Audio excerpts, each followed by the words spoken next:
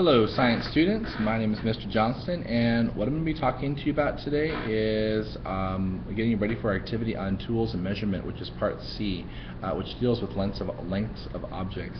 So what you'll need for this activity is you need a meter stick like this. You need kind of like a cloth tape measure like this that can wrap around things, and also a small ruler like this. So some of the questions and observations that it starts out with is, what are the 3 familiar metric units of measurement for length, and also why are there different measuring tools for length? How many millimeters in a meter? So if you see right here, there's actually 10 centimeters right here, and in each centimeter there's 10 millimeters. So enter that with 100 centimeters, how many millimeters is that? Also, it asks you to rate what is the smallest, the medium, and then what is the largest length of measurement of a millimeter, a centimeter, and a meter.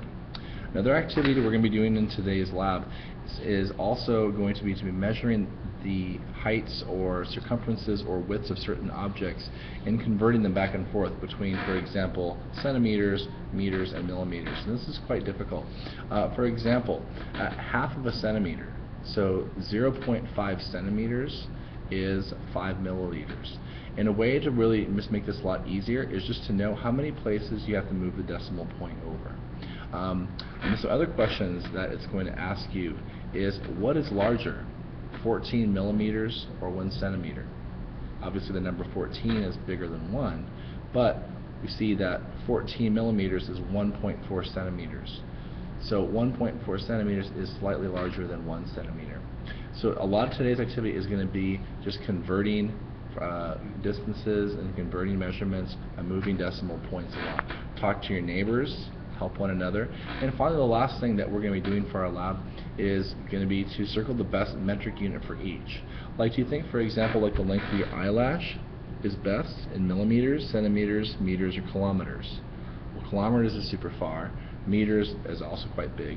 I'd say the length of your eyelash is probably best in millimeters.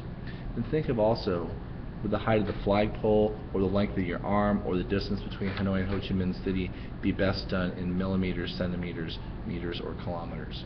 So today's lab is going to focus on this, and in the end, for drawing conclusions, why do you think we use different measurement systems?